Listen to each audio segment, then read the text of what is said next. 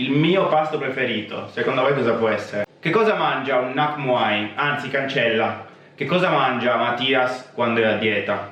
Anche perché quello che mangia nei periodi off non ve lo farò vedere mai. Oggi siamo qui nella mia cucina e vi farò vedere esattamente tutto quello che mangio giorno per giorno. Chi mi segue sa che ormai già da diversi mesi collaboro e abbiamo iniziato una serie di consultazioni regolari con il nutrizionista italiano Francesco Lampredi di Lampredi Nutrizione. Con lui ci siamo conosciuti durante il primo lockdown, appunto, quando ero davvero sovrappeso, come penso molti anche di voi, e mi hanno chiamato per fare un match a distanza di 3 settimane e in quel momento pensavo davvero di non potercela fare, mentre invece grazie all'aiuto di Francesco abbiamo iniziato una serie di programmi nutrizionali e da lì non mi sono più fermato. Ma non perdiamo troppo tempo, partiamo subito. Il mio pasto preferito, secondo voi cosa può essere? La colazione, frutta e caffè, non possono mancare mai. Quindi un bel po' di anguria tagliata, ok? Essendo una delle frutte con meno calorie, quindi posso mangiarne più quantità, accompagnata da un caffè caldo, americano, perdonatemi, ma ormai a colazione non riesco a farne più o meno. Poi passiamo al pane. Oggi per esempio ho fatto pane e miele e ho aggiunto anche un po' di cioccolato fondente. Ragazzi, si può mangiare anche il cioccolato a dieta. Pezzo di cioccolato fondente, il caffè. Per quanto riguarda la parte proteica, stamattina solo uova, perché non avevo voglia di farmi nient'altro, ma la verità è che le uova le mangio tutti i giorni e sono uno dei miei cibi preferiti, ok? Nonostante le mangi bollite. Seguire un piano nutrizionale o una dieta, come la vogliamo chiamare, ha molti vantaggi, ma ovviamente ha anche dei svantaggi. Per me i vantaggi principali sono quelli di avere tutto organizzato. Per quanto sia una dieta molto variata, perché ho davvero possibilità di mangiare qualsiasi cosa, ogni giorno scelgo io quello che voglio mangiare, ovviamente seguendo le quantità che mi dà Francesco.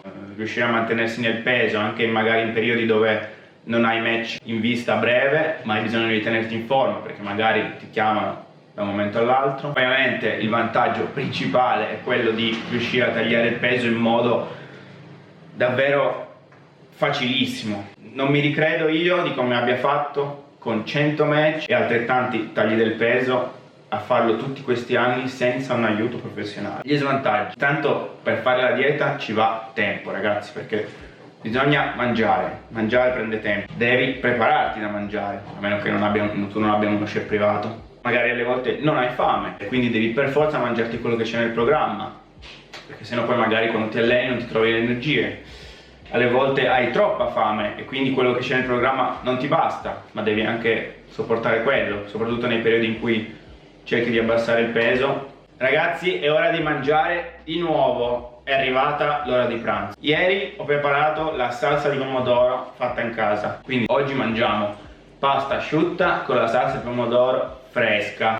Per la parte proteica mettiamo un po' di feta cheese nella pasta, che dà quel tocco salato ma con calorie ridotte e una buona quantità di proteine. Poi magari 2 uova bollite al lato, ok? Giusto per completare la parte proteica. Piccolo cambio di inquadratura, ragazzi, sono qui in palestra, ovvero nella cucina del Seven Muay Thai. Un momento chiave di relax in cui mi godo il caffè, stacco la mente da tutto il resto e ovviamente mi preparo per l'allenamento pomeridiano. Adesso vi faccio vedere come faccio il mio espresso. Macchinetta italiana, rigorosamente. Caffè doppio. In arrivo, ragazzi. Mi correggo, ho detto espresso, ma in realtà faccio diventare anche questo un caffè americano. Più forte di me, cosa ci devo fare? Non riesco a bere l'espresso, finisce troppo in fretta. Se state ancora guardando, rimanete fino alla fine perché a fine video vi lascio una chiacchierata che ho fatto con Francesco Lampredi, appunto. Allenamento finito, ora di cena. Stasera abbiamo il salmone, ragazzi. Il salmone è ultimamente davvero una delle mie cene preferite. Salmone in padella, ovviamente senza olio, senza niente, essendo già un pesce grasso di suo. Lo mangio con un pochino di riso, perché ovviamente ormai sono troppo innamorato del riso e non posso farne a meno. E la parte forte, una salsa di soia mischiata con una salsa al wasabi. ragazzi, vi assicuro che anche se non è sushi è davvero buonissima. Ovviamente non possono mancare le verdure. Stasera cavolfiore bollito, anzi non bollito, come si dice in italiano? Cavolfiore al vapore. Vi consiglio vivamente di usare la cottura al vapore al posto della cottura nell'acqua, perché al vapore si mantengono tutte le vitamine, minerali e micronutrienti dentro la verdura, mentre invece se lo infilate nell'acqua bollente, molti di quelli se ne vanno. E anche come seconda portata di verdure, nella mia cena non manca mai un bel insalatone misto con olio d'oliva e aceto balsamico. Ragazzi, siamo sempre italiani. Eccoci qua, ultimo pasto della giornata. Eh sì, la cena non è l'ultimo, ma l'ultimo pasto è lo spuntino vitale prima di andare a letto, ragazzi. Solitamente yogurt, anche perché sono pigro di farmi qualsiasi altra cosa. Può essere yogurt con un paio di cucchiaini di miele, o magari se ho delle banane, una banana, o altrimenti quando ce l'ho in frigo mangio anche magari la ricotta o magari anche solo un bel bicchierino di latte, perché prima di andare a dormire proteine. Se siete arrivati fino a qua siete dei number one, davvero, grazie mille, e ora godetevi la chiacchierata tra Francesco Lampredi, il nutrizionista, ed io. Lunedì mattina non mi peso mai, per scrupolo. L'ultima volta dovevo fare 137, che era già un peso che secondo loro era un peso per me bassissimo, e sono arrivato sulla bilancia 136,4, e la mattina mi sono pure mangiato una decina di chicchi d'uva prima di uscire. Cos'è che ti è cambiato? Intanto la tranquillità mentale di avere un programma modificabile in base alla mia preferenza di mangiare una cosa piuttosto che un'altra, ma poi una volta che prendi la mano quasi non devi più guardarli i numeri, capito? Quindi già sapere che oggi devo mangiare questo, quest'altro, lì sei già tranquillo mentalmente perché è un pensiero in meno, appunto. Mi guardo allo specchio e dico, beh, c'ha il fisico da atleta, mentre prima avevo il fisico normale, da una persona, sai, un po' in forma, e poi quando facevo il peso mi uscivano gli addominali, capito? E sembrava di mangiare di più o di meno? Dipende dai momenti. Ci sono dei momenti in cui sento di mangiare tanto, momenti in cui ovviamente avrei voglia di mangiare di più. Mentre invece le quantità sono determinanti, Certo. non solo le quantità assolute, ma anche le quantità relative fra macronutrienti. Il fatto di pesare, di misurare, di avere traccia di quello che questo è importante. Spesso ma io già mangio così, solo che con altre quantità, allora non mangio.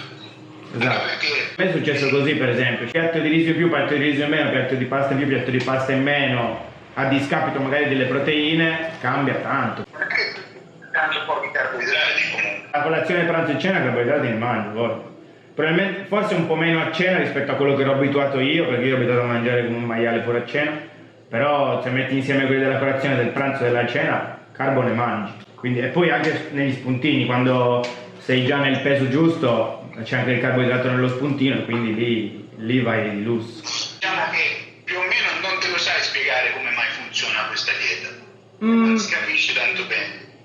Come mai funziona? Secondo me se funziona perché ovviamente per le quantità, come dicevamo prima, e per il rapporto tra un macro e l'altro, ovvio, perché alla fine non è che dici mangi cose segrete, mangi le cose normali ma con le quantità giuste. Può essere che mangi meno frutta secca, meno olio, meno grassi rispetto a come eri abituato prima. Sì, sicuramente meno olio d'oliva, perché l'olio d'oliva una volta non lo dosavo, adesso lo doso con i cucchiai, ma cambia poco. Però secondo me personalmente sono stati i carboidrati che hanno cambiato, perché io prima mangiavo davvero carboidrati all'esagerazione, cioè ero proprio malato, cioè mangiavo 3-4 piatti di riso quando mangiavo il Thai food o cose del genere. Taglio di riso, ma non devi diminuire le calorie, anzi forse quello è il punto di aumentarle. Sono rimasto scioccato dall'ultimo giorno che dovevo continuare a mangiare tante proteine, tante cose, anche un po' di carboidrati, dicevo cavolo, cioè l'ultimo peso, l'ultimo match che ho vinto, cioè ho tirato giù il peso proprio serio, non me ne sono neanche accorto.